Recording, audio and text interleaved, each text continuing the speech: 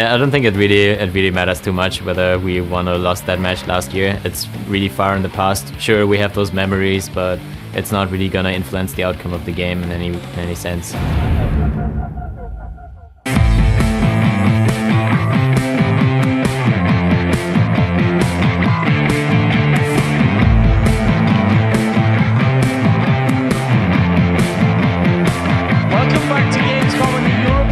Regionals live from the lovely Cologne, Germany. It's time for the epic conclusion of this third place matchup between EG and Gambit with a trip to Los Angeles for the Season 3 World Playoffs on the line. Now, Gambit was able to shake off their Game 1 beatdown and turn the tables on EG in that rematch.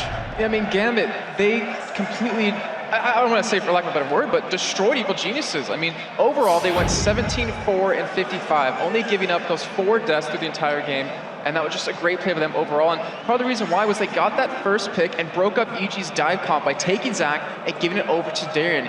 He won his lane and dove all over lanes. As you heard Kobe and Quickshot talking about it, he was just, once he won his lane, once he got the turret, he was around the map, he was picking up those kills, and he was really helping the rest of his team get a good, strong start. Another reason why was that Alexich was able to turn around his poor performance from Game 1 and show why he's Europe's all-star mid laner. He went 6-0 and 7 on his Karthus with just amazing scores. Like, his ultimates in the first game wouldn't really put fear in the eyes of Evil Geniuses, but that time, him being able to get into the back line of EG and then still be able to flash away because of the control his team had, gave him the ability to go for that. And then Genja, his Twitch, was really able to clean up those team fights. He went 6-0 and 7 himself, and that just kind of shows that, you know, Gambit backs up against the walls. They're going to put out as much as they can. They're going to give it their all, and hopefully for them, come out for a victory. So one thing that I do have to admit, Jason, I hate you a little bit for being so right about all this statistical stuff, because Gambit did take down the first inhibitor at 27 and 26 seconds into the game, and they ended it at 28 minutes and 6 seconds. So all those stats that you brought out there actually proven once again to be correct. And we said it often that Gambit aren't a team that really rely on Baron. Yeah. If they feel they've got an advantage, they'll quite happily win the game without it and leave the risky play of taking Baron to, and just win the game without it. This time around they pick Baron. You can guarantee that when they do have a Baron, they want to win right there. And yeah, I think it's 11 games we've had in the summer split in the normal season where Baron wasn't taken. Gambit was 3 of those games, and that kind of shows they don't need it, and that's what makes them so scary. Like, if they get an early lead, like you said before, if they take a finger, they take your whole arm, they don't give up on their aggression. If they get that strong early lead, they're going to keep making it grow throughout the entire game, and that's where teams have a hard time shutting them down. Think back to week 2 with Alternate versus Gambit.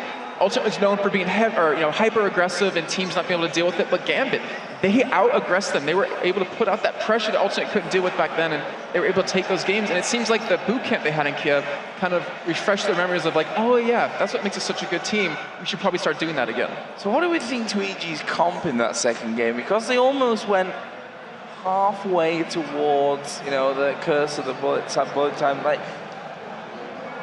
yeah, I don't see, to me. Then they pick Caitlyn. Like, I didn't really understand why they went halfway there, picking an AP Zyra mid with an Amumu, and then picking up the Caitlyn and a Thresh in there as well. Like, it was a little bit strange, the whole thing. It definitely was. I was really curious to see why Misfortune wasn't picked as well. And I don't know, to me, in that game alone, I mean, just that game, not looking at how the comps were going to work, it didn't really matter for them because they got set so far, behind in the early game. It doesn't matter if you have a late game team composition if you can't make it to that late game, and that's what both teams really had, but Gambit were able to get the gold early on, just to get the items they needed to really force these fights. And I don't know, I think it goes back to the fact that Yellow Pete likes Caitlyn so much, and he's done so well, and I mean, the numbers prove it, and fortunately, obviously didn't help out that game. Well, let's talk about bans here, because we've seen constantly that both games that we've already had, the bans were identical. Fizz, Ari, Twisted Fate banned both games by Gambit against, I was going to say EG, but against Froggen, basically. We saw him in game number 1 playing this Orianna. Was amazing. His Orianna was amazing. Yeah, and then he picked Zyra second, and that wasn't quite as amazing. You can see they're N-rated, just sat there in the crowd like, chilling behind people. He's obviously in the middle of the fans right now, but watching with bated breath, no doubt, because there's no way that, at least this is my thinking, I might be totally wrong with this, of course, that they've practiced this Zyra, otherwise Froggen wouldn't have brought that to the table in game 2 of a best of 3 to go to the World, but it just didn't work for them. Yeah, I don't think N-Rated would let that one slide through, and I mean, he's got to be just as nervous as they are, just like you're saying, because it's his livelihood as well. He wants to be there at Worlds. He's the analyst of the team, and to be able to analyze the top teams of the world coming together for this, it gives him so much work to do and so much pride to see his team win because of what he's been able to do, all the work he's been able to really accomplish. And right now, Evil Geniuses, I mean, the bans, like you said, Evil Geniuses banned out Zed, Evelyn, Cassie in every single game. Zach is one to me, though, that might see banned out of Gambit, though, instead. Maybe take Twisted Fate out of that and put Zach in instead, or maybe you can't let Froggen have Fizz or Ari, and you can't let him have Twisted Fate either, but that champion has been so dominant in both games we've seen today.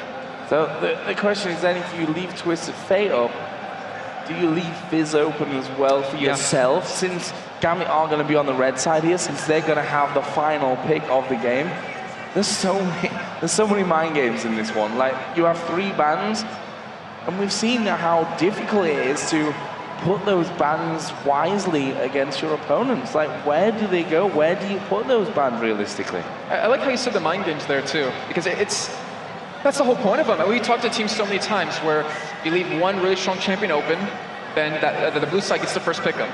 So to counter that, you leave 3 really overpowered champions open, and then they only get 1 and you get 2 of them. So it's like the whole back and forth kind of thing. And I don't know, I really would imagine bans would stay generally the same, but if EG gets Zach, the Gambit has to pull something out to counter completely, or they're going to get just rolled over. And remember, what's at stake? World Finals. Last game for both these teams to be able to get into Season 3 World Finals, where they were both there in Season 2, finishing 3rd and 4th place.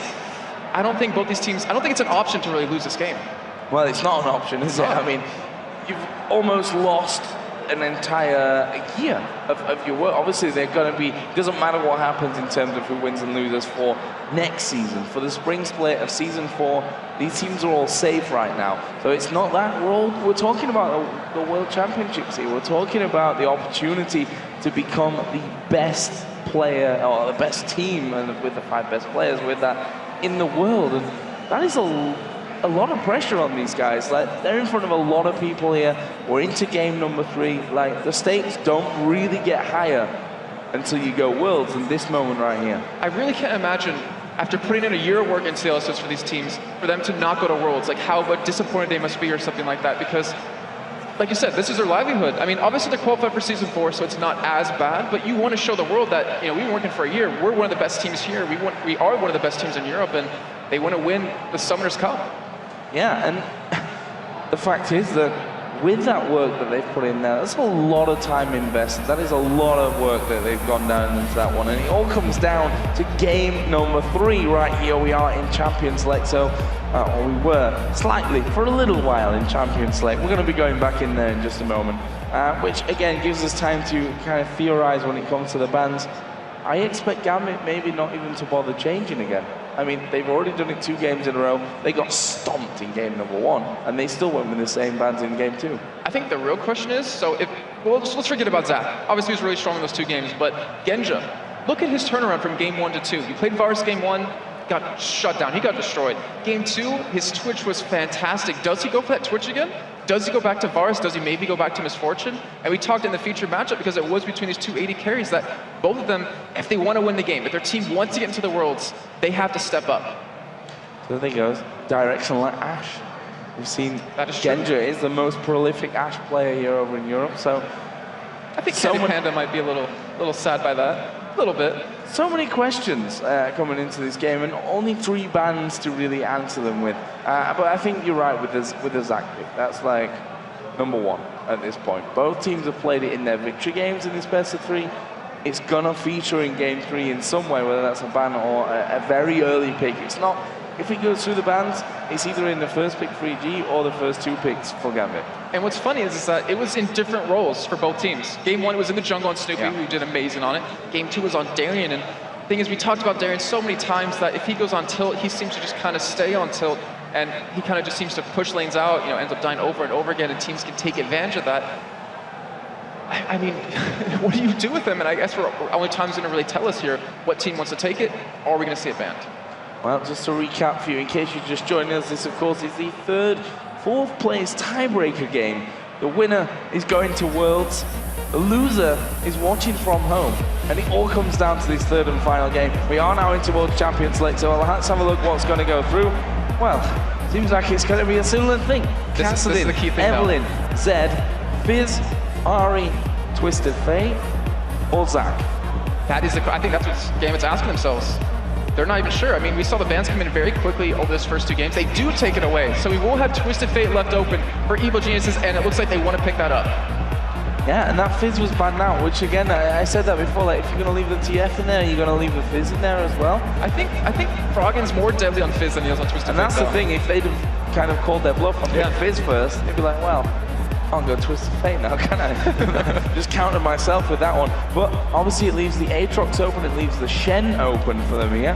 And Gambit may secure two, right now, very strong picks. And Darren, I mean, like we said before, his first game that he played where he didn't die was on a Shen.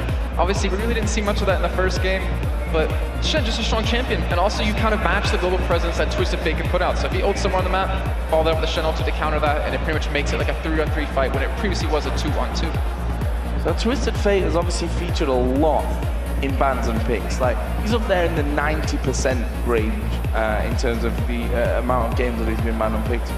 His win ratio is nowhere near the 90% range, though. Yeah, I remember it actually dropped really heavily. After the first, I think it was 4 weeks coming into the summer split, it was banned out every game.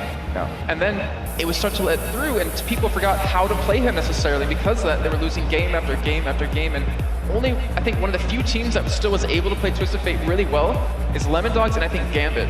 And Froggen, I mean, he's an amazing player, so I'm not going to doubt that he's been working on his Twisted Fate, but it's going to show here. I mean, he's going to have to come up big for his team. Another thing that I'm interested in is we are going to see Jarvan locked down for Snoopy, and I'm guessing his Thresh may stay as well for Crepo. What is Wicked going to bring to the table? What is Wicked going to play? Because the Zac is out of there, the Aatrox is gone, the Shen is gone. He's played Renekton, Malphite are the two that obviously then come into mind as to what Wicked can actually play this kind of crunch situation. Maybe Rumble. A Rumble, yeah. as well. I'm thinking back to the whole Jarvan Rumble ultimate combo that works really well with the Cataclysm coming down, and he's never had a bad Rumble.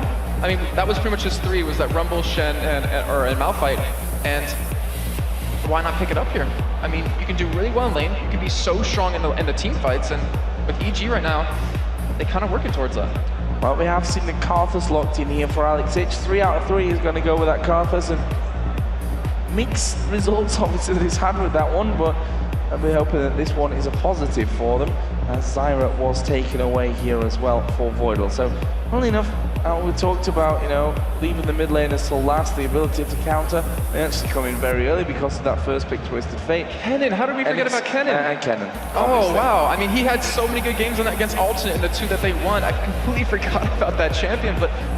Yeah, now I feel silly because, you know, we look towards the Malphite, which, by the way, against Alternate was not very strong for them. The Kennen, though, he played in both games that they won in there, so... This is most likely going to be that Kennen coming out. Caitlyn for Yellow Peak, well, that's no surprise whatsoever. As we've already talked about in the earlier games, he's playing loads of Caitlyn and doing really well on it right now. On the other side, that Zyra coming out there, will we see that Ashe coming in for Genja as well? That's what I want to know. I think it's going to be Ashe or Twitch. As far as, like I said before, it wasn't that strong, but Varus actually might work out really well just because of the control with the Zyra ultimate, but the Ashe Initiate, you can never underestimate that, and you don't want EG engaging upon you with the whole Jarvan Cataclysm. Mix that in with Kennen's ultimate, and not even the box coming out of Crepo. Like, that means Yellow Pete's going to be very safe, that means Froggen's going to be very safe, we're going to be able to put out so much damage against Gambit, and if Alex's flash isn't up, you zone him from the fight completely. Well, it seems like Varus or Ashe is not quite on the mark for this one. It's going to be Misfortune locked in for Genja. Again, another champion which he's very familiar with, start to really bring him back a little bit more over the past couple of weeks. And I remember he played it so much in the spring split. He stopped playing it in summer, but when he finally did pick it up, he had some fantastic games on there. So it's definitely it's not a bad move on his part, and I guarantee he's feeling very confident. And Misfortune, actually, yeah, it was in the Super Week in week 9 when they came back from the boot camp. We saw his Misfortune where we used to previously see it farming off by herself, you know, not really participating in the team fights, to finally push up the lane, go to the team right away, and force these fights. So maybe we're going to see that come into play. And honestly, I wouldn't want to be either one of these teams with what's at stake still. No, it's times like this where you're glad for, you know, being able to watch this game without that pressure, because I don't want to know what they're feeling right now. All, as we said, a year's work gone into getting towards those Worlds Finals. They are the end goal every single season, and for one of these teams, both of which were at Worlds last year, EG obviously finishing third at CLGU back then, one of them is not going to be there. That's a huge deal. It really is, and it kind of shows like the new blood that's come into Europe. Lemon Dogs surprising pretty much everyone, even us, at how dominating they were throughout the entire split. Well, minus the first couple of weeks, but I mean, yeah, if these old guard teams want to stay in here and stay the best, they have to keep working on everything. They can't let their skills slide at all. And right now, we're going to find our final team going into Worlds from Europe. Yeah, all down to this one last game.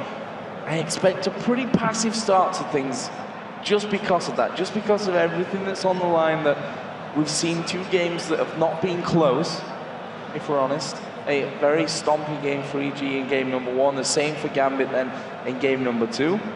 Hopefully that balances itself out, which means game 3 is going to be awesome. I'm definitely hoping so. I know everyone at home is hoping for the same thing. I mean, stomps, they're kind of fun to watch, but you want to see that back and forth action, one team taking advantage, other team taking it back. But Joe, we're finally moving in. Here we go then. Game number 3, Evil Geniuses versus Gambit. This game to decide who goes to LA, who watches it from home. And which team that's going to be is anyone's guess, I think, right now. After two very one-sided games, we come into this one to decide who is going. The fans definitely behind EG. Wait, are they seeing Gambit? I think so. Oh no, it's EG. Oh, okay. How could I be fooled by that one? This crowd has been behind EG the whole week. We shouldn't. We can't, you know, beat around the bush on that one. We have a lot of Evil Geniuses fans in the house. And, well, if you guys here in the crowd are loud enough, it certainly plays a big part onto the whole momentum thing and the whole adrenaline factor, I think we can say, on stage here. Level 1, I would be very, very, very surprised to see any kind of action. Yeah, I think you're definitely right on that one. You see just both teams lining up across the middle. They don't want to lose the game off level 1. You don't want to look back and realize all your hard work throughout that year was gone off of just one fight, just off one misplay in the beginning of the game. And it looks like we will see lane swaps come in for Evil Geniuses. They're sending Yellow Pete and Krempo top lane, while Genja and Boyle are going to be bottom here against Wicked. And I think that's kind of Gambit expecting that and wanting to shut down Wicked, who's just done phenomenally well on this Kennen over these past couple of days.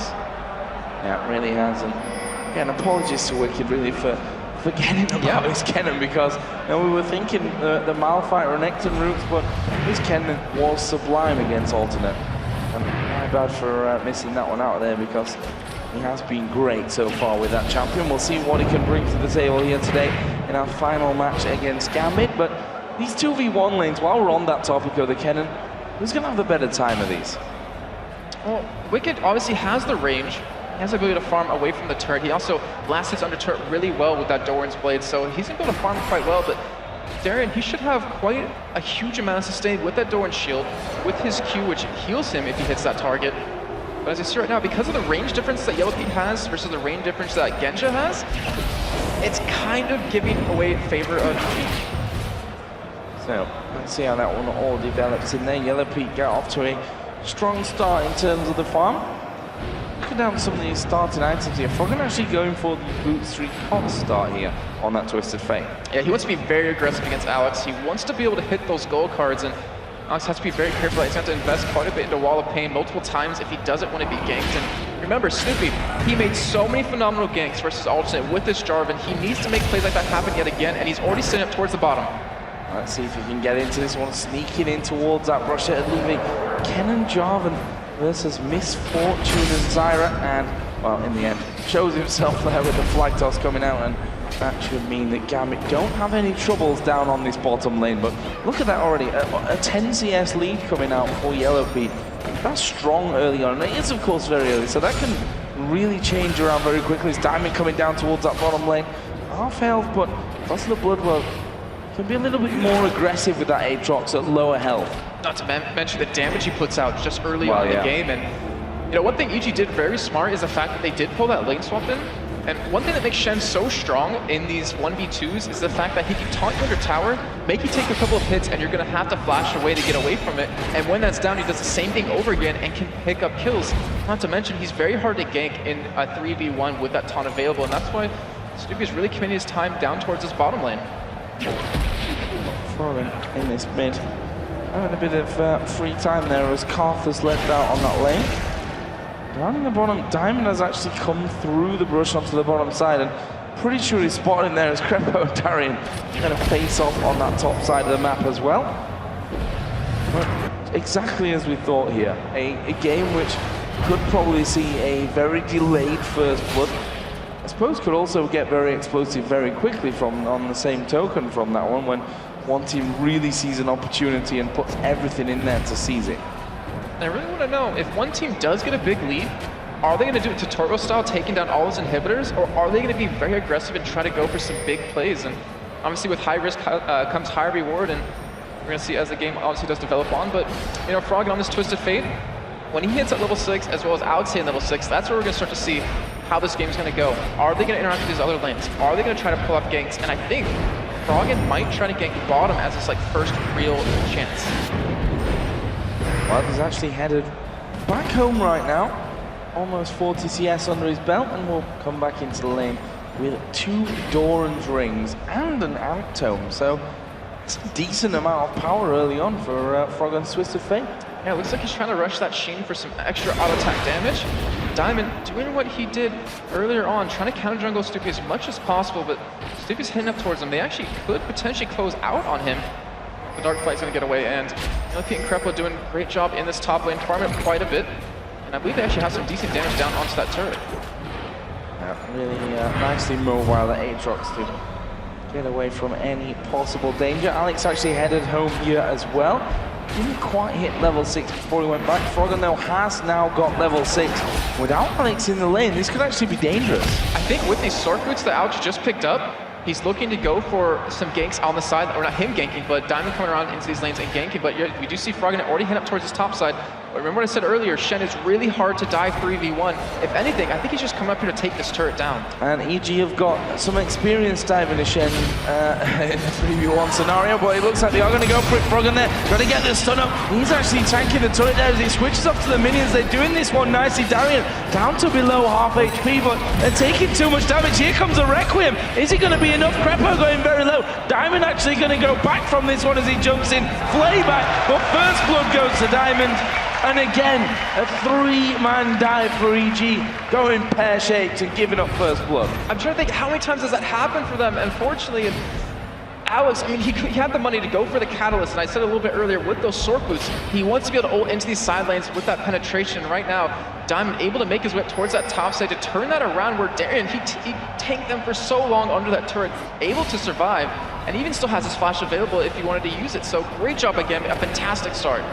Yeah, and that's the start that Diamond has been looking for these, it seems like in a lot of games recently. You know, he's talked about him being a little bit more quieter recently, not quite being the beast that we all remember Diamond for, but you know, this time around getting off to that good start is certainly going to help his play out a lot. So he's got boots on that Doran's Blade in there, other items coming down. Shen adding that Giant's Belt in there, double Doran's Blade as well for a Wicked's Cannon. And we do have lane swaps coming back in yet again, as we're going to see Millipede and Crepo head down towards bottom to go against Genja and Voidal. And with that not the Sunfire Cape, the Giant Spell that Diamond is able to pick up, that just makes it so hard for him to die in this lane. And Wicked, he invested into those double Doran's Blade to really provide some harass and make it a lot easier to last hit, but I'm not really sure he has the damage yet at all to really combo Darian down. So, if anything, I think Ichi's just going to leave him alone in this top lane. And there are the stats for Wicked as well. A lot of assists on those 2 wins versus Alternate. 19 assists with his 6 kills and 6 deaths coming in. And that's the kind of statistics that he's looking to reproduce here against Gambit. Froggen hasn't used his ultimate just yet, but he does have that Sheen now. And we've always seen Twisted Fates, as we do see a hook land on the Boyle here, but I don't know if they're going to commit to it as no one else is here, but we've seen Twisted Fates, you know. If they can be aggressive early on, if they can get rolling, if they can get like a couple or a kill or 2 early, then they can really become a nuisance. But the thing is with Froggen, he doesn't do that too much from what I remember on him playing Twisted Fate. He likes to play the late game on him where he just split pushes you all day, and he has a Lich Bane coming, so you might see that come into play. Well, with that Sheen in there, there is an opportunity for him to get in there. It's very, very strong at this point already. The question is, where do the opportunities really arise from? Gambit obviously going to be playing a little bit more defensive naturally just because of that Twisted Fate in there and the possibility that he can offer up. This bottom lane being fairly quiet, and as I say that, the hook landing in towards Boyle, Snoopy coming around, and Boyle actually flashing away completely from that one. Diamond was there to back things up, but that could have turned into a messy 3-on-3. I'm really surprised Voidal flashed. Yeah, he obviously had to flash to get away, but he was trying to bait them in. Diamond knew that Snoopy was bottom because of that ward in that second bush, and they wanted to be able to turn that around, but unfortunately for them, they were able to escape. Still, just only one kill coming in. Pretty much 500 gold difference between these two teams 10 minutes in. So pressure now on towards this bottom turret, ward's going down in there. When Snoopy around, they know that going under the tower here could be very dangerous as Genji actually going to get home. They're going to go for the fight here as a Requiem comes down. Stranglethorn's going to knock them up, and the bullet time goes through. That's two kills for nothing down in that bottom lane. We did see Shen die on the top side, and well, they picked up the kill there as well. I mean, that was just fantastic for Gambit. Yeah, I mean, you cannot forget about these ultimates, these global ultimates that they have. Alex is just sitting in middle lane, picking up these assists left and right, as we're going to see the replay come in, and Diamond just jumping straight into the back line with that Shen ult on top of him. And the thing was, look at Snoopy and Krepo. Because they got knocked up by Voidal, they could not drop the Cataclysm. Snoopy died, and it kept Froggen in there, so he was able to be picked up, and sort of picture-perfect dive out of Gambit right there. That went pretty much as wrong as it could have gone right there in that one. And that will end at 4-for-1 for Gambit, and look where they were spread over as well. And the thing is, it's not usually Gambit in this game so far that's really made the aggression. It's EG that's been kind of going for the aggression, at least with the first blood, and Gambit taking a complete advantage of that. And with what they've been able to build up, I mean, they have assists across the board on everyone. They have kills across the board except onto Alex, who's been able to get those 4 assists, but able to sit middle and just keep farming as much as possible. And EG want to be able to have hopes of taking this win, taking a chance at going into World Final or into the Worlds. They need to pull something back here very soon. Well, pressure coming down into that bottom lane by EG. Alex Hitchens has come back towards mid to alleviate any push on that side of things. Got his Catalyst now, the Sorcerer Shoes from earlier on, and that tier already stacking up. On the other side, Lich Bane coming close to completion here for Froggen. This where it becomes very dangerous, and also, no real surprise, Wicked headed up towards that Sonya's Hourglass as early as he possibly can. Already got the Seeker's Arm Guard in. Even considering that he wasn't a 1v2, he's still doing relatively well. Sitting at 65 CS as Froggen cut towards his top side, and they already have that turret down. They want to kind of gank Darien when he overextends, when he overcommits, and they're not really able to just yet, as Snoopy's still sticking around bottom, but I believe he was spotted by that plant, so he's going to have to be back, or he's going to have to back out, and considering how well he did against Alternate, he's been shut down so well by Gambit this game. Certainly hasn't. Probably needs to step things up, honestly. This is the kind of game where everyone needs to hit a certain level. So far it's Gambit with that brilliantly executed push and dive on that bottom turret that come out current 4-1 winners in kills. They're almost 2,000 gold ahead as well, which, considering it's been a slow start, a slow 12 minutes here at the start of this one, that is a big amount of gold. And the thing is, they got kills bottom, you know, as we just saw earlier on, and they took Dragon right after that. So they get kills, they take objectives, and that's what makes a good team really great, your ability to do that. And Froggen still has yet to ultimate during this game. Looks like he might be heading down bottom though, because he's kind of prepared for it, he's kind of moving towards it. And with Snoopy down there, that could be exactly what they need to really turn this game around. That Snoopy just waiting off in the wings. Wondering if he can actually get something going. There we go, Lantern Guy coming down. The flash came out as well there from Krepo. They're going on towards Genja. Is he going to be able to escape this one? Froggen's coming down. Yellow P picks up the 1 kill. Boido now, he's going to fall as well. It's a double kill for Yellow P. That is exactly what they needed to get back in this. Yellow P gave the 2 kills onto him, particularly as we've seen him be able to carry games earlier on in these playoffs with that Caitlyn alone. That's fantastic play to them. We're going to catch a little bit of replay of that. And Crepo, that flash play, wow, out of him was phenomenal. We just see a fight breaking out. Chasing down, barrier comes out there. Darian Nodon is going to flash into this one. Puts Seed 9 down. They might get two. The slow comes down to Crepo. Exhaust under the turret. Diamond's trying to get onto him, but the box has completely got him. There we are going to see that blood well being pumped. Diamond will be able to walk away from that one. Gambit turned around another 2 kills.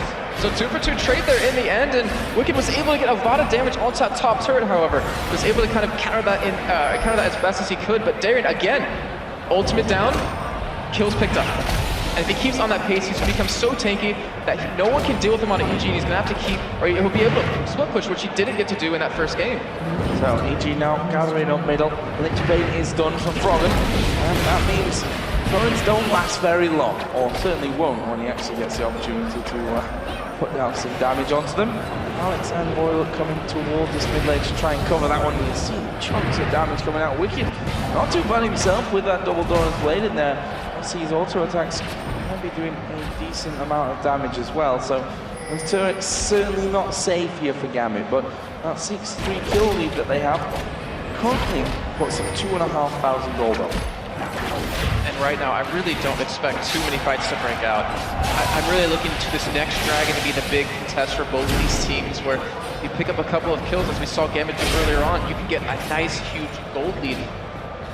And it looks like, with that ping point on Snoopy, that's exactly what they're planning to do. If maybe they want to push this turret down, they go for a Dragon relatively soon right after that. So this turret, bullet time coming across, delay EG a little bit there, as we are going to see a battle in middle. Boydle burning here from the Ignite. Is it enough? No, not quite. But it's enough to secure the turret down that bottom lane. Bullet time coming out from Genja wasn't enough. Snoopy just tanked it straight up. Yeah, he doesn't do too much damage yet. He went for that triple Doran's Blade yet again. It's like patented triple Doran's Blade build. Dragon will be up in about a minute though, and Froggen, he's been holding down this top side, but because of that, Gambit's like, all right, we'll get your middle turret. And they're going to take it. Nothing that Ken and Wicked can do about that one. Nice bit of counterplay there coming out from Gambit. That will level us up then on the turrets. And different turrets that have gone down as well. Both outer bottom turrets down. The mid outer there for EG is down, and the top outer turret from Gambit fell earlier on to Wicked. Plus that inner turret took a lot of damage as well during that last fight.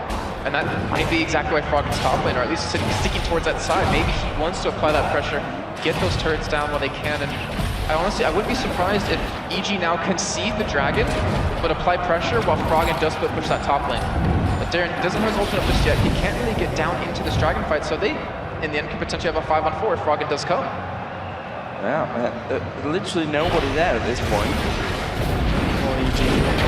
Gambit going to kick that one off. They've got no vision of it either. There is a ping going now, so they know that Dragon is actually there. As Snoopy slides through, Alex just sidestepped it there.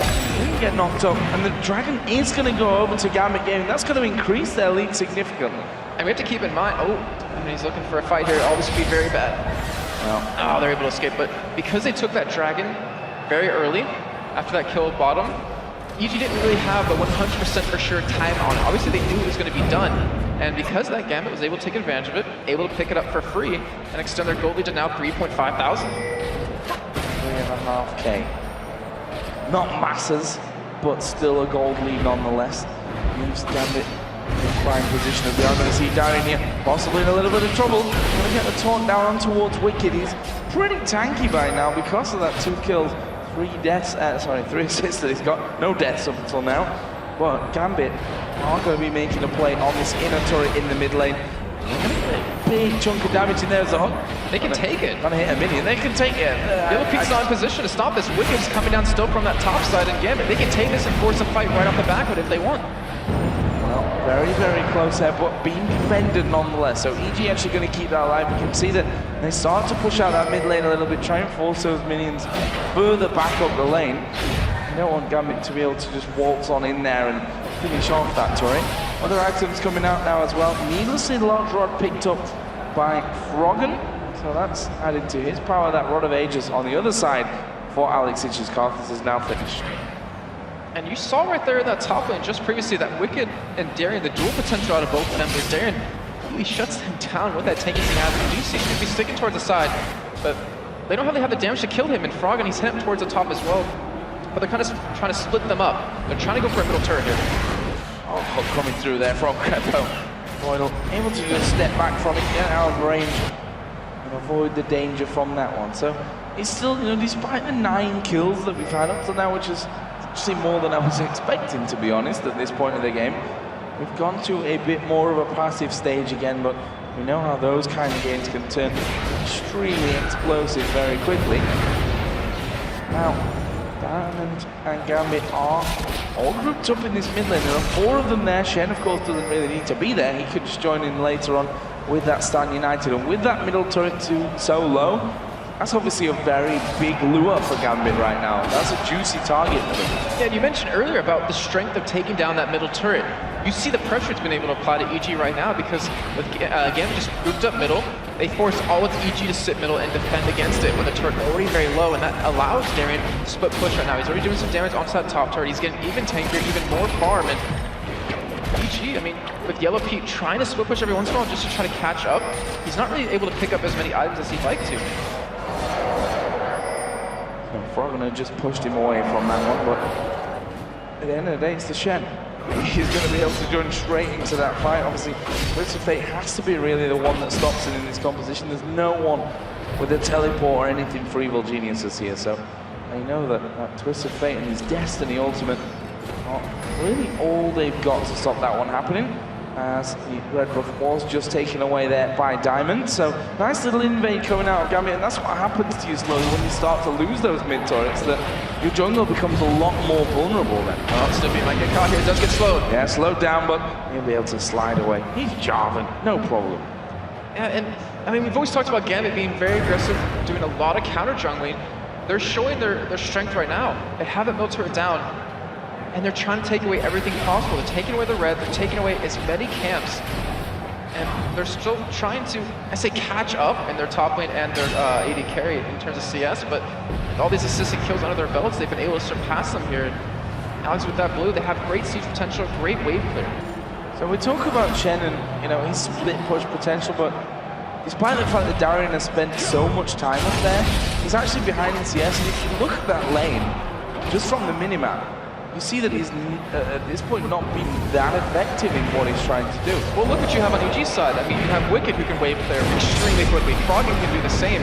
Because of that, they can shove a lane a lot quicker than he can shove back, and Wicked get a little bit low right there. He does have his Zonya's Hourglass done as well as Froggen, so we could see an engage coming for them where they have that ability to be untargetable, but Froggen right now, he's pushing that bottom lane. He wants to get some damage onto that bottom turret. Yeah, but the fact is, if they manage to take the cannon out of the game and that incredible damage that comes out of his ultimate, surely that's a win-win situation for him. Froggen is pushing down onto that bottom inner turret.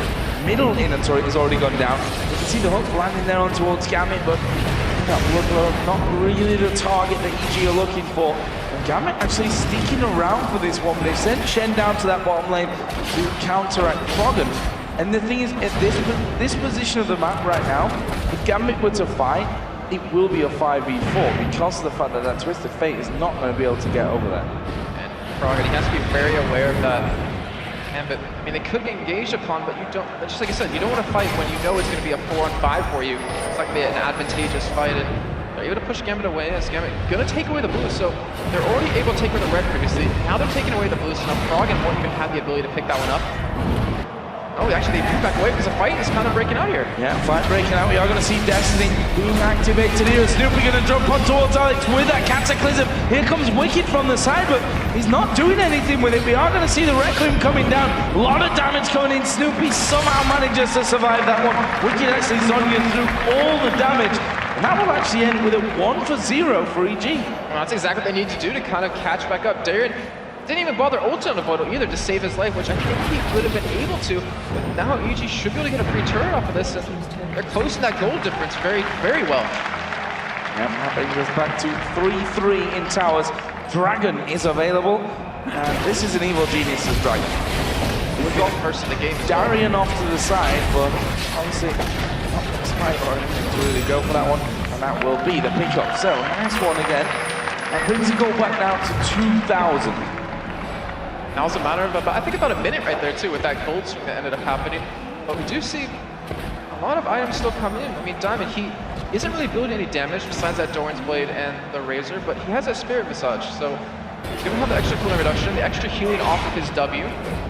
And Darren, he's getting close to finishing his as well. He's sitting on 1,400 gold right now to back with, and when he gets that item, his cooldown reduction is gonna be so low that he's gonna have his ultimate up pretty much every single team fight. And also have that extra magic resist in there, which obviously against a double AP team is something that you are going to be needing. Service Embrace is also done for Alex Itch, who's up at almost 270 CS after 24 minutes this one. Not quite the level of the last game, but still pretty damn close and phenomenal farming as you would come to expect from him. Froggen doing a similarly impressive job over the other side. Between the two AD carries, Bloodthirst Last Whisper is done for Yellow Peaks. Caitlyn along with the Home Guard Berserkers, and on the other side, we might see a fight break out. Voidal's in trouble here. Wow, he's dead. That was really quickly done there as we not quite landing on towards Diamond. And those kind of catches when this game's this close are so bad. I think we talked about pressure so many times for this game, for this whole series, but we forgot to mention Voidal. Came into the team pretty much midway through. He's never been in the situation of having the opportunity to go to these World Finals, and he's been kind of caught out in these last two little mini fights that we've seen, and right now we do see Ichi going in. Yeah, they've got Alex Itchy, who's going to get stunned and finished off by Wicked, and absolutely destroyed. He's got Requiem, but what's he going to do with it? Everyone full HP pretty much from that one. He's going to be finished off, and he's got a 40-second spawn timer at this point in the game. Are EG going to try and make a play towards Baron? No, they're not. They're going to go in towards Darian, who will shadow dash away. But there is a Cataclysm coming down. Here comes Froggen as well. Using the Destiny to get in, but the bullet time ripping back onto them. And they have to back away. Well done by Gambit to force them back from that. And EG, they wanted to pick up more kills. It seems to me they wanted to be a little greedy. Remember, that top lane second tier 2 is very low. They could have taken that for free, but they wanted to get a little more, maybe a little bit greedy, but still they're going to take those 2 kills they were able to pick up without any deaths, go home happy, buy up a couple more items, as we do see that Last Whisper Bloodthirster combo come in for Yellow Pete. And we do see Wicked actually going for an Abyssal Scepter, so he's going to amplify Froggen's damage on top of his own. And he has 3-0-0 right now. Wicked, again, seemingly continuing that trend that he started against Alternate in the quarter-final games, where, well, both games that they won, he played that Kennen and played it amazingly well as well. A multitude of assists by the end, was level on kills and deaths as well. So down in this bottom side thing, and I'm quite surprised that EG have just not finished off this top turret, I have to say. Because it's a nice little chunk of gold to get things going right now, but at the same time, it's a nice chunk of gold later as well. So we'll see what they decide to go with. Actually, Wicked is now pushing that one out, and I think it's just 2, maybe 3 auto attacks coming out from that Kennen to get that one finished off. Gambit still holding on to this one. I say holding on, they've obviously got the lead. It's 1,500 gold that they're actually holding on to right now, but these fights have been so very close. Remember, they had a 5,000 gold lead, I believe it was, or 3,000 gold lead at 16 minutes in, so over these past 10 minutes, it's only shrunken. EG's been able to close the gap a little bit, and it seems like both teams being very hesitant. We do see EG gripped up his 5 though, and Darren's still split pushing right now. 187 CS, so we talked about him, even though he was able to split push, not being able to catch up to Wicked in CS, he's been able to do it, able to surpass him here. Again, with all these pinks down, they're looking to bait in Evil Geniuses. Oh, Wall of Pain going down there. They've got a pink ward in position as well, and EG not really falling too heavily for that one. Playing very carefully. We can almost forget what happened in the last 2 games because they were both very one-sided, and well, they don't matter technically at this point anymore because it all comes down to this one, which currently tied on turrets, tied on kills. The goal is as good as tied as well. Darren, he does have home guard boots, so he's trying to get back to the lanes as quick as possible. So maybe expecting him to do like a home guard teleport in and maybe go for a nice shadow dash across multiple targets, but just going back to farming, able to pick up another giant spell.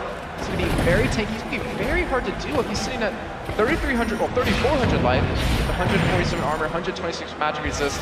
And there's not a whole lot of penetration built up for the AP carries of Evil Geniuses. And you see how slowly this game is building up there.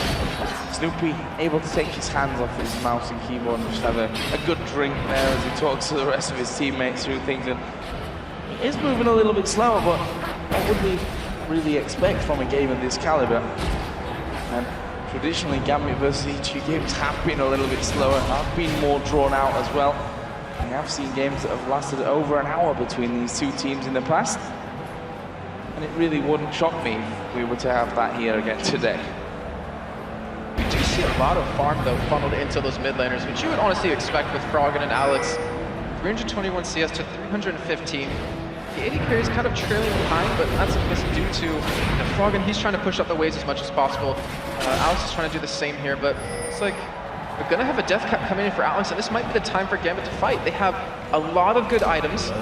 They could probably force something here relatively soon, and Froggen, he might get caught by Darren here. We do have Voidal coming down from middle. This could be very bad. So, Froggen, what's he gonna do? Puts a stun card down on towards Darien. Grasping Root's actually missing. Gonna use his Zhonya's here, and that's gonna avoid him all the damage there on the knockup from those Strangle Thorns. And now Darien finds himself in trouble. He's gonna go low, surely gonna be finished off. Gets a slow. Wild card's missing, but that won't matter. They're gonna get the kill there. Wicked notes in Gambit going in from the top. Darien going a little bit too deep. Gets his Bloodwell pump. Can they hold him down? A nice bullet time will actually force EG to back away from that. In the end, it's just a 1-for-0 for EG. Oh, Wicked coming up very big for his team right there. He zoned out the rest of Gambit who are flanking in from behind them, making it so they can kill Darren without any worries. And that bullet time and then the threat of that Karthus ultimate coming in was enough to dissuade EG from continuing to fight. But Dragon has been started right now. Froggen's middle. And if Gambit's not careful, they can lose a lot more. The hook from Crepo very close to grabbing Diamond. Froggen waiting off towards the side. He's going to take the Lantern into the team.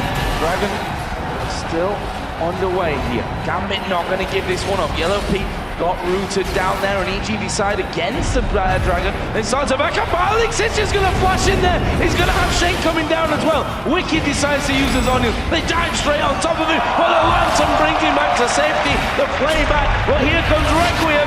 There's a shutdown. Crepo going very, very low. Already, EG losing one man. There's the ace in the hole, and all of a sudden, Gambit are falling low as well. Crepo flashes in there, able to pick up the kills, but look at Alex.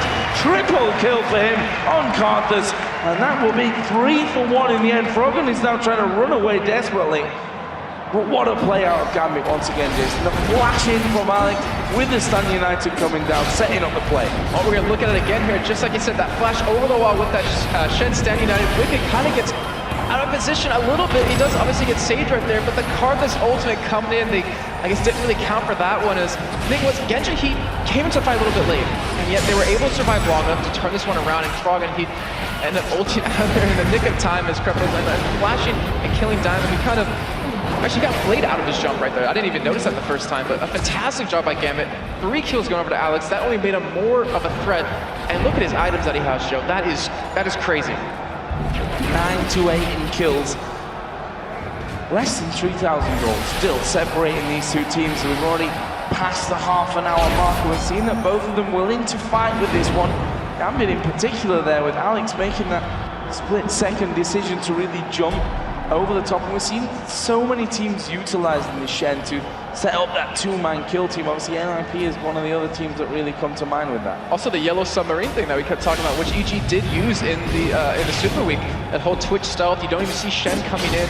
Then again, flashing over a wall like that, you don't really see him coming in either. So, and now Darien, who ended up dying right there, looks like he's building towards a Warmog, so he wants to get even tankier for his team. And EG, they're kind of setting up towards Baron. Are they trying to bait in a fight here? Well, they're going to clear out wards. Darien is once again waiting for Froggen. This time they decided, you know what, I'm going to put down a ward just in case Darien is camping me once again. Fortune shining there for Froggen. He's going to actually pick that one up. Staying alive, all good. I think EG's definitely trying to draw the rest of Gambit over towards Baron right now, but Froggen is able to get a nice power spike with that death cap, so can't do a lot of damage to Darren. As you've seen right there, he's just regening it all up, but he can still apply pressure to these lanes. He can still do insane damage to these turrets if he has the ability to go for it. EG kind of looking a little flustered on what their next move's going to be. I feel like I'm almost playing the parrot role here as well, about talking about how important this game is and the reason why it's obviously a lot slower than we probably expected. Say that in a light-just way with 3G Gambit game after all. We're used to them lasting quite a long time, but this one in particular is everything. It's the entire year for both of these teams. You lose this one and you can call your time wasted almost. That's why we're seeing so much hesitation come out from both these teams. It seems like they've gone back to their roots where, you know, Froggen, you split push while the rest of us stays group. Same with Gambit, have Darien split push out, make sure he had an easy laning phase so he can survive and do the exact same, but right now it's just they're butting heads in this bottom lane. No one's really getting further in a situation. If the split push, Froggen can wave here a lot faster, but he's backing out. He's gonna buy here. And EG, could they be looking for an engage? I think we're going to be waiting until everyone's got 6 items at this point. But rightly so. Can't begrudge these guys if being ultra careful about how they're going about this one. So let's have a look down the items here. That'll get us through some of this time where both teams are weighing things up. Look at the top laners. Ken, Zhonya's Hourglass, Abyssal Scepter, the Sorcerer's Shoe plus the Doran's Blades from the very start of the game. On the other side, tanky as hell Shen with a Warmogs, Spirit Visage, and a Sunfire Cage in there. That is a very tanky Shen. We are going to see them going in here. Diamond actually focusing down Crepon. He's caught out here. EG are going to give him up. They're going to sacrifice him for this one. But that leads them to a 5 versus 4. How are they going to react to this? Froggen is up in the top lane. That turret has been very low for a long time as Diamond fails to jump over the wall there, but they're going to kick off the Baron. The turret on that top side goes down. Either way, this is a 5v4. Do have Froggen teleporting, going for Genshin here as the Ace in the Hole comes out, but they're trying to delay as much as possible, and they're in a perfect position for Wicked to get an ultimate off here. Oh, this could be super, super dangerous. That Baron going decently low as they are going to go in towards Wicked. He's going to pop his ultimate. There is the Zhonya's coming out now. Diamond, the one calls out. He's going to have his passive up, and they manage to kill off Wicked. Can they get any more? Snoopy Cataclysm, but with Alex Hitch, that's surely going to be the death of him. The taunt comes over. Here comes the Requiem. It's a double kill coming down. Actually, not quite because Darien stole the one onto Jarvan in the end. But that is enough here. Gambit have done enough to secure themselves a Baron. Look at Froggen on the top side. He is going to keep pushing here and try and get something out of this for EG. He's actually stopping to push right there. He could have kept going, but obviously didn't know where anyone was on the other team. He's just going to back out. Fantastic job by Gambit to just turn around, go for the straight fight. Don't bother trying to finish off that Baron. You're going to watch it one more time. As Wicked, he gets blown up, he gets caught. He needs to be into the back where Alex is to lock him down as Alex just walked away completely. Froggen even committed towards Genshin right there. I think Snoopy might have been able to save him if he just hit Diamond one more time or two, but honestly that's hindsight. And they just fall off one by one and they forget about the Alex ultimate. That thing is so deadly when he's sitting on these items. He's right now at 704 ability power. That stings. I think that does more than sting. Requiem's painful right now. That's what we learned from those stats. And he puts Alex up to 5-1-7. Darien, who looks like a different man playing Shen this time around. Obviously in game number 1 he played Shen. Seemed a little bit out of position. He did the typical Darien thing of him falling behind and then getting caught out even more to almost make matters worse. But this time around, bombed brilliantly. Split push brilliantly, stopped the split pushes to a decent level as well. Obviously top lane did get knocked down in the end, but he's incredibly tanky and I can't see how they're going to get through this one. We saw Wicked there. Pretty much it was Diamond that took him out of the fight, and Diamond will take that fight because he's, with that Bloodwell, got that built-in Guardian Angel almost that means that he can afford to die that one time. Wicked is unfortunately, I think that's the second time he's kind of been in a bad position for that fight. He's actually pushing that top lane all alone. No one again, it's really there to defend against it. And he's actually going to end up meeting the brick wall that is Darien, who has another Giant's Belt for good measure. Of course, why not?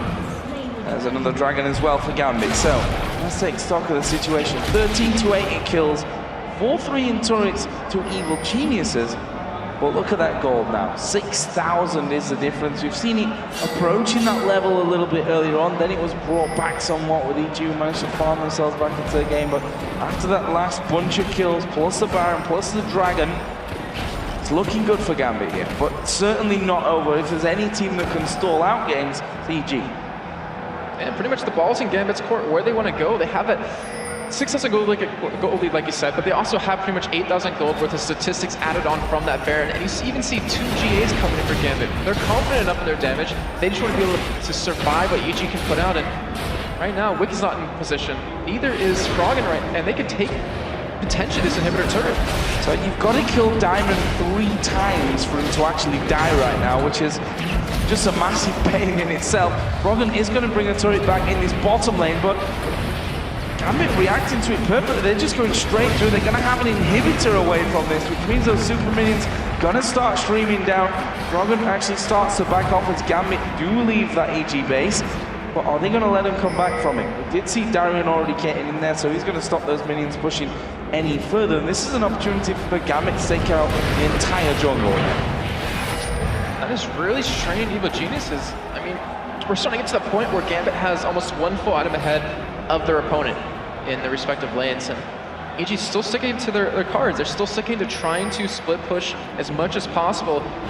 Froggen, I think without that D5G, it doesn't really have the burst to kill, obviously not kill Darien, but to even one-shot anyone right now, as Alex does have that Sarah's Embrace. That actually might be his next big pickup, and maybe that's what they're stalling for. Make sure he can have that item so they can burst someone down, get him out of the fight right away, and then mitigate all the damage that would come in off the back of that, and then survive, hopefully, the ultimate coming out of Alex. It's just being cleared up once again. We can see that Gambit are starting to gather somewhat onto this top side. Alex wants to steal himself a blue buff away, and we'll have the pleasure of doing so. And they're going to go towards this top lane where finally the outer turret is actually going to go down. Froggen is still pushing though here. And you see how little damage he does to Darien. I mean, just could not do too much. So if anything, he can focus on that turret. And Darien, I think, can even duel him 1v1 here. I think so as well. I mean, we've just seen that help with the turret. Have that taunt coming in under it. To be honest, Gambit can probably just force their way through onto this. Yeah. See, Froggen's trying to get back, but Darien's not going to let him. They're going to get their inhibitor off of this. An inhibitor turret. And we do see Snoopy going in. Here's the fight. Here we go. Big fight going to come for this one. Good strangle. Thorn's going to knock them in the air. Crepo actually falling to half HP and has to back away from the fight as Alex Hitch now dominating with that kill onto Wicked. Here comes the Requiem out once again. Crepo goes low. Yellow Pete down at half HP, but it's another double for Alex in the end. And that's a 2 for 0. Gambit pretty low on health, but they're going to get inhibitor number 2 nonetheless. I don't think they're going to go for the finish here. I mean, oh, we see Froggen coming in! Yeah, flashing in for that one. Diamond gets a double towards Yellow Pete from this one. Can he get the finisher? Yes, he can. You're acing the hole going through. But can they kill off Diamond once again? He jumps away from it. Now Darien is there. Genja off to the side, but Darien, you know, he's strong. His damage not massive, but he's still taking big chunks out there. And EG have held on to that inhibitor. They've held on to it, crucially. And this is the really important part. We're going to see a replay of that. Froggen ended up coming in from the back. We'll see that a little bit later. But you see the engage. EG wanted to go for the fight here, even though Darien did have his ultimate available. And you're going to see him coming. Froggen actually does. Oh, he actually stopped him here, so he didn't even get to the middle of that fight. And that was a great job by him to stop, I guess, the bleeding that EG was going through. You can see Yellow Pete trying to lifesteal off of these minions here. And Froggen with the home guard boots completely catches Gambit off guard, which it really does. And the thing is, his wild cards, it killed Alex, but it also killed Voidal because he ran into one on accident. Happens to me a lot. Try and dodge it, just run into it even further. So let's have a look down some of the other important factors. We're going to see Alex Hitch, Froggen hit 500 CS here shortly. Up to 497, 314 in kills he currently is. Picking up that Fiendish Codex here at the end, so is he going D5G just to have that dueling potential? Probably needs it if he's going to continue split pushing against a Darien who's so tanky that right now he can't take him out, and there is a D5G finished. Yeah, I mean, even though Alex has the Zonias, if Froggen like flashes in, hits him with a stun card, with the D5G, the wild cards, and the auto attack with the Lich Bane, they're going to die, or he's going to die. And that means the Zonias won't really mean anything, so I wouldn't be surprised to maybe see a G8 come out of him a little bit later on. EG have the potential. I mean, like you said, they held on to the top inhibitor. They're pushing out middle. They have great wave clear. Baron will be up in about 10 seconds here. Could see a bit of a dance for Baron.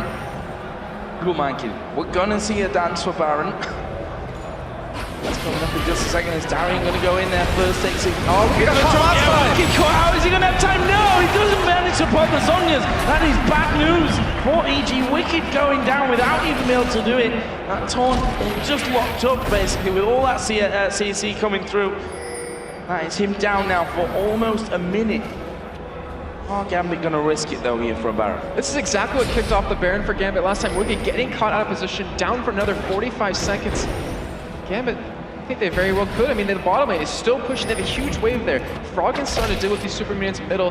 And Gambit, with that move up, and Alex looks like they're going to go for Baron. They're going for Baron. What are EG going to do? They're actually pushing up middle here. They're going to try and force Gambit to back away or lose turrets as the price for taking down the Baron. And in the end, they will pick up Baron. But will Froggen keep going from this one? He needs to be a little bit careful. Does have that Destiny available if he wants to try and get away. So the EG all headed down towards the Dragon. Froggen here using those stun cards as he pops a Destiny. Is he going to leave? He is going to try and leave, but he gets taunted up. He's going to be a dead man here, gets a slowdown. Pops his onions as well, but it's just a matter of time as he comes up. Diamond slams down the sword, and that is another kill. Plus the Dragon coming out now for Gambit. I was trying to check if that was actually a blind taunt coming out of Darren there, because it almost looked like it, but what a fantastic play out of him. Now, 2 inhibitors naked for Gambit to take. This is a very crazy point in the game where EG, they're going to have to fight to save something here. It's just a matter of, will Froggen be up in time before Gambit gets there and forces these objectives? Well, Diamond is going to be pushing that mid lane out. The rest of the team pretty much here in this bottom side of things. And look how fast that turret goes down. Alex actually going to get hooked into this one. We're going to see Shen get involved. Stranglethorns go down as well. Alex falling low. He will use his onions. There's the bullet time, which doesn't do what they would have wanted there in the end. But Darian forcing him head towards the back. Snoopy goes low. There is a Requiem to finish off one. And Gambit with that, going to take it in. They're going to try and finish. I think they can too. They have so much time on Yellow D being down. They get the first one and Joe, they're going to do it. They are going to do it. It's Gambit Gaming here. One last fight. It's only Wicked that stands between them here and the World Playoffs. Can they do that one? Wicked gonna fall, and Gambit focus the Nexus. A 2-1 brilliant best of 3. Gambit Gaming, the third team to represent Europe over in Los Angeles. Brilliant game.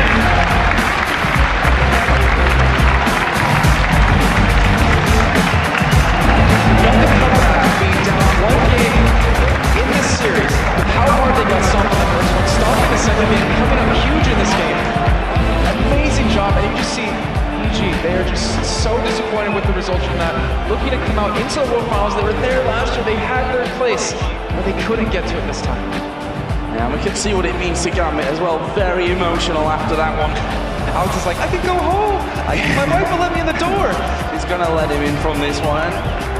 Amazing stuff. Again, a best of 3 going right down to the wire. A chance to represent his organization, his friends, his family, his fans, their country as well here. A brilliant scene to behold as Gambit, third team going through right down to the wire. And EG putting up a very, very big fight in that one, but in the end it's not enough, and they're the team that have to watch from the sidelines this year. But they can still hold their heads high for at least one thing. They know they're in Season 4. There was always the opportunity for them to drop out of it. They will have that to look forward to next year. They'll have a lot of time to practice to get to that point. But now, Joe, we finally have our 3 European representatives going to Worlds. We do, and I think it's going to be scary for the rest of the world going up against these guys. Obviously, we've not quite got a Summer Split champion just yet. That's going to be coming up in just a little while. But Gambit taking that 3rd spot, taking that 3rd position, going to World, which is a massive disappointment for Evil Geniuses, there's no doubt about that, but I think we need Gambit there, don't we? We probably need EG there. It'd be nice if we had, 8 spots, but that's obviously not the reality from this one. And it's harsh, it's brutal, but that's the LCS for you. You've got to give your best, not only in week 1 of the Summer Split, but right up until this final game of a best of 3 in the playoffs. Gambit, they really showed it right there. I mean, that boot camp they did, it got them into these playoffs. It got them into the World Finals. I think everyone in Europe can agree right now. Gambit, start boot camping until World Finals begin, because if they have more than the 2 weeks they had, how unstoppable could they really be?